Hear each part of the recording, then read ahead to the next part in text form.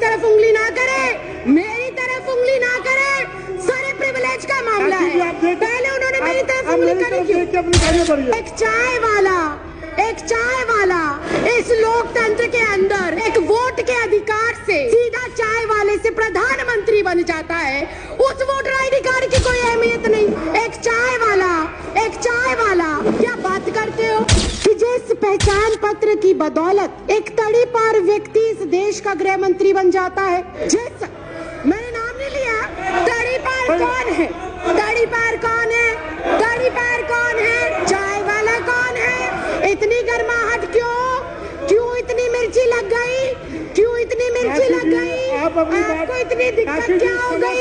आपको इतनी परेशानी क्या हो गई? मैंने तो किसी का नाम भी नहीं लिया। जिस वोटर आईडी कार्ड से इनको सत्ता में चुनकर भेजा गया, जिस वोटर आईडी से देश के 128 करोड़ लोग इनको चुनकर भेजते हैं, उस वोटर आईडी कार्ड को भी ये हमारा सबूत के तौर पर मानने को तैयार नहीं। क्या हमारे देश के माननीय प्रधानमंत्री अपने माता पिता का जन्म प्रमाण पत्र दिखा पाएंगे? क्या हमारे देश के माननीय गृह मंत्री अपने माँ बाप का जन्म प्रमाण पत्र दिखा पाएंगे? क्या हमारे इस देश के रक्षा मंत्री हमारे अपने माँ बाप का जन्म प्रमाण पत्र दिखा पाएंगे? क्या आरएसएस प्रमुख मोहन भागवत अपने माँ बाप का प्रमाण पत्र दिखा पाएंगे? अगर ये संभव नहीं है, क्या उन्हें डिटेंशन सेंटर भेजा जाएगा? अगर वो लोग डिटेंशन सेंटर नहीं जाएंगे तो इस देश का आम गरीब मजलूब परिवार का सदस्य क्यों डिटेंशन सेंटर जाएगा? ये सवाल आज इस लोकतंत्र के मंदिर में केंद्र सरकार से पूछना चाहते। एनसीआर, एनपीआर और सीए को लेकर बहुत सारे सवाल हैं कि इस देश के अंदर इस समय कैसी सरकार चल रही है जो बहुत कंफ्यूज है, जो बहुत अज्ञानी तरीके से, अनजान तरीके से, उसे पता ही नहीं है कि देश को किस ओर लेकर जाना है, देश के लिए क्या जरूरी है, देश के लिए कौन से मुद्दे महत्वपूर्ण हैं, देश के लिए कौन से कानून महत्वपूर्ण हैं। उनको इस चीज की बिल्कुल जानकारी नहीं है।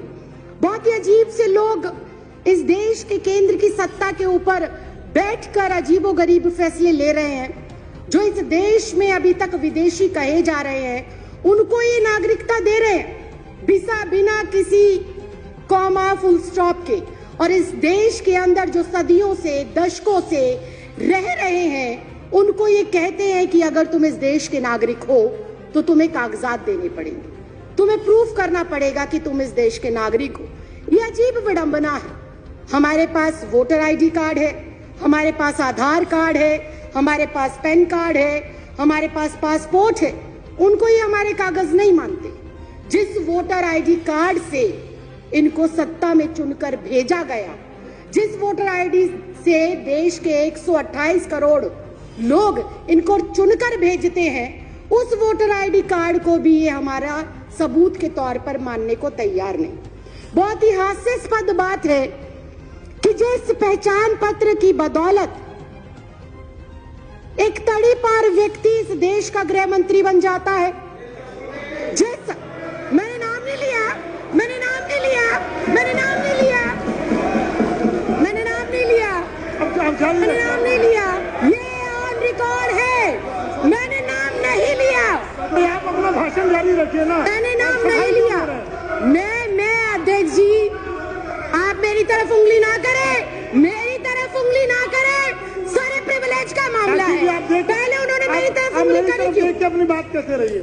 अध्यक्ष जी, मैं बहुत शांति से और शालीनता से ये कह रही हूं कि जिस पहचान पत्र की बदौलत एक आम साधारण नागरिक एक तड़ी पार को चुनकर देश का गृह मंत्री बना सकता है। आगे बढ़िए। एक चाय वाला, एक चाय वाला, एक चाय वाला, एक चाय वाला, एक चाय वाला, एक चाय वाला इस लोकतंत्र के अंदर एक वोट के अधिकार से सीधा चाय वाले से प्रधानमंत्री बन जाता है। उस वोटर आईडी कार्ड की कोई अहमियत नहीं। क्या बात करते हो? क्या बात करते हो? और मैंने किसी का नाम नहीं लिया। आपको कोई आपत्ति है? आप माननीय अध्यक्ष जी से बात करें। आपको कोई आपत्ति है? आप माननीय अध्यक्ष जी से। तड़ी पार कौन है? तड़ी पार कौन है? तड़ी पार कौन है? चाय वाला कौन है? तड़ी पार कौन है? तड़ी पार कौन है? चाय वाला कौन है? मैंने कुछ नहीं कहा, मैंने किसी का नाम भी नहीं लिया। आप क्यों इतना आग बबूला हो रहे हैं? इतना आग बबूला क्यों हो रहे हैं? इतनी गर्माहट क्यों? इतनी गर्माहट क्यों?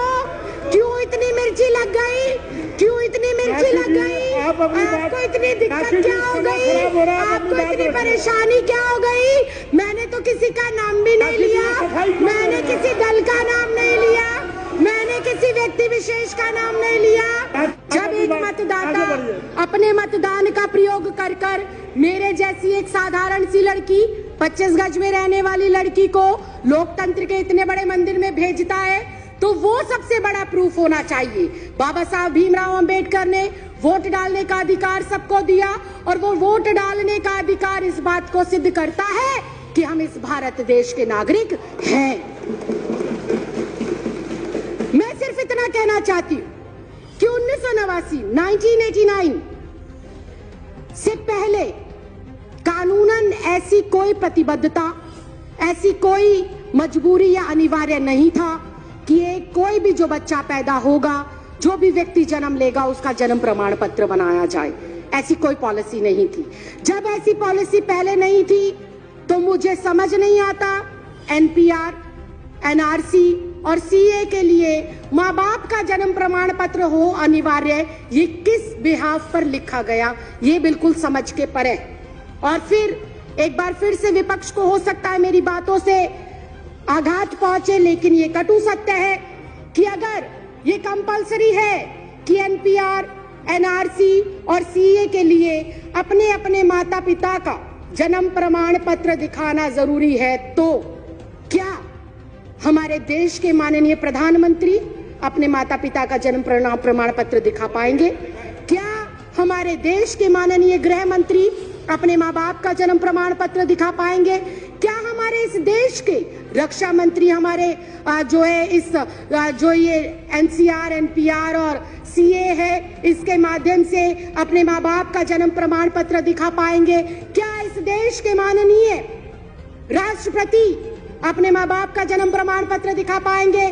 क्या आरएसएस प्रमुख मोहन भागवत अपने माँ बाप का प्रमाण पत्र दिखा पाएंगे? क्या श्री एल.के. आडवाणी जी अपने माँ बाप का प्रमाण पत्र दिखा पाएंगे? या माननीय अध्यक्ष महोदय आप स्वयं अपने माँ बाप का प्रमाण पत्र दिखा पाएंगे? अगर ये संभव नहीं है, अगर ये संभव नहीं है, अगर ये संभव नहीं है, अगर ये संभव नहीं है, अगर ये संभव नहीं है, राखी जी, अगर ये संभव नहीं है, तो मैं माननीय अध्यक्ष महोदय सिर्फ इतना कहना चाहती हूँ कि जब बीजेपी का शीर्ष नेतृत्व, केंद्र में बैठे मंत्रिमंडल, प्रधानमंत्री, गृह मंत्री अपने माँ बाप का बर्थ सर्टिफिकेट नहीं दिखा सकते, तो क्या उन्हें, मैं कंक्लूड ही कर रही हूँ सर, क्या उन्हें डिटेंशन सेंटर भेजा जाएगा? अगर वो लोग डिटेंशन सेंटर नहीं जाएंगे तो इस देश का आम गरीब मजलूब परिवार का सदस्य क्यों डिटेंशन सेंटर जाएगा? ये सवाल आज इस लोकतंत्र के मंदिर में मैं आपके माध्यम से केंद्र सरकार से पूछना चाहती हूँ।